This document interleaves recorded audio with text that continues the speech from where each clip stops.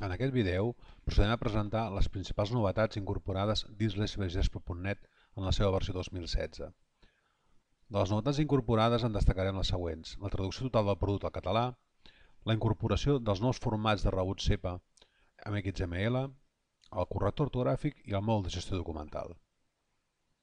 Anem pas a pas. Comencem pel més senzill, que és la traducció al català. El producte, quan extraiem la versió 2016, apareixerà en català o en castellà en funció del tipus de tecla que tinguem. Normalment serà en castellà. Si volem canviar-ho, accedirem a l'opció Ver, Idioma i farem el canvi. Tal com diu el programa, cal tancar-lo i tornar-lo a iniciar perquè els canvis tinguin efecte.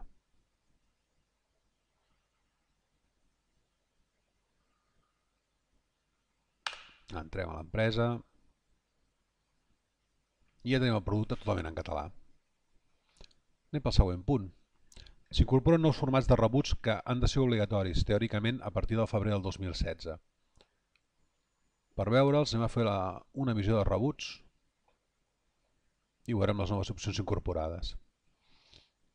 Acceptem, seleccionem aquest rebut mateix i quan anem a visió física ens canvien les opcions que tenim. Les noves opcions són les tres primeres, que tal com indica el seu nom són el format ISO 20022 amb XML.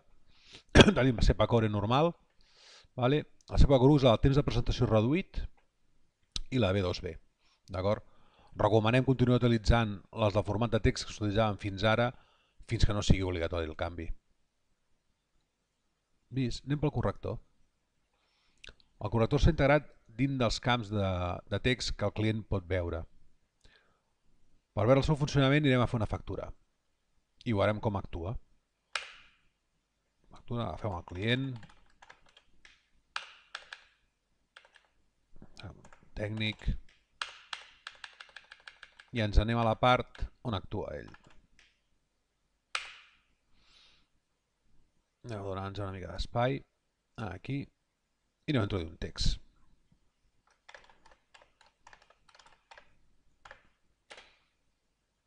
Ja, el primer canvi que notem és que si la paraula no l'entén ja la subratlla en vermell. Què podem fer? Amb el menú emergent, mitjançant el botonet del ratolí, podem observar el suggeriment que ens fa, podem canviar l'idioma, que en aquest cas, si anem a fer-ho en català, doncs marcarem català, i si tornem a veure, ara ja ens proposa correctament el canvi.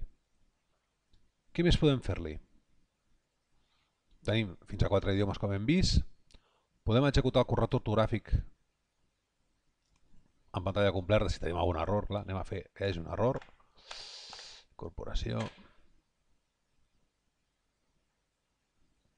El corrector ortogràfic. Podem accedir al mòdul de configuració, que si no ens interessa utilitzar això ens permet deshabilitar totalment el sistema de correcció ortogràfica i en el cas que afegim paraules particulars als diccionaris permet traspassar-les d'equip en equip mitjançant l'opció d'exportar i importar. També podríem editar la llista de paraules. Cal indicar que en aquest menú s'han inclòs les opcions d'edició habituals, com pot ser la copiar, per exemple, la d'enganxar,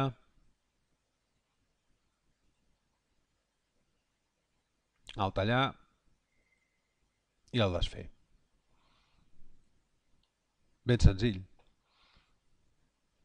Anem per la següent canvi.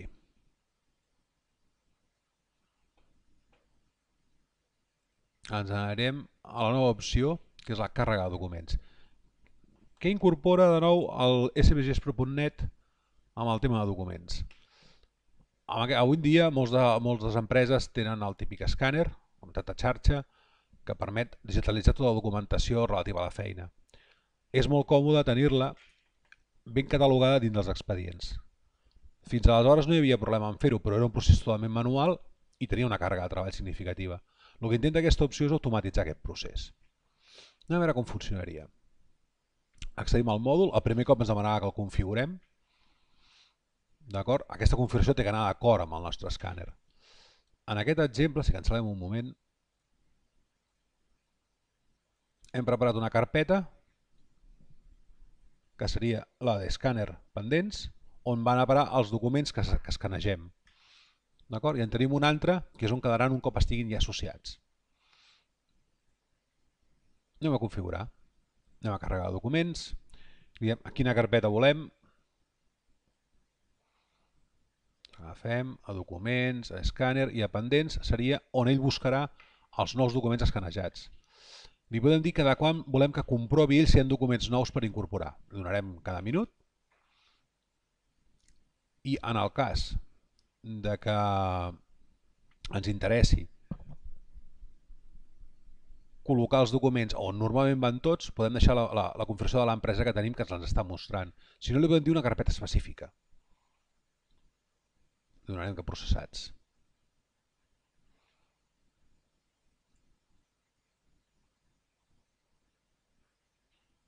Li podem dir que un cop processat elimini el document ja tramitat i li podem donar un tècnic i un servei predeterminats.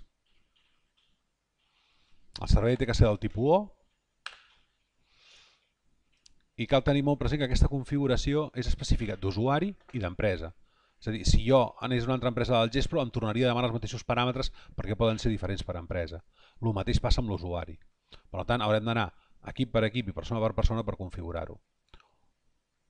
Un cop configurat, entra i ens mostra els documents que hi ha pendents. Què hem de fer per associar-los? Doncs senzillament buscar un assumpte, indicar-li l'assumpte. Podem canviar el tècnic i el departament, si ens sembla bé, i donar una actuació professional. Podem dir, doncs això seria documentació lliurada pel client, per exemple. I aquest d'aquí, suposem que no ens interessa, que ens hem equivocat, no ho volem incorporar. Un cop fet això d'aquí, senzillament és donar-li l'ordre de carregar els documents. I aquest ja està fet. El que no hem informat queda en cua, perquè el farem en un altre moment, ens canvia la numeració d'aquí. Si anem a l'assumpte que acabem d'alimentar, ens trucarem el document aquí i si l'executem ja ho tenim fet.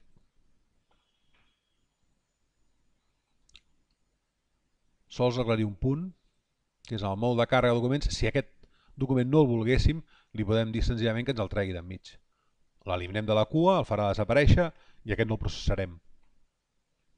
Una altra cosa a tenir present és que si hem de canviar la configuració, des d'aquest punt es pot canviar la configuració que hem fet d'entrada. I l'altra part és que si acabem d'escanejar un document i tenim la pantalla oberta, li hem de donar l'ordre de refrescar perquè ens actualitzi la llista. Esperem que hagi sigut d'utilitat.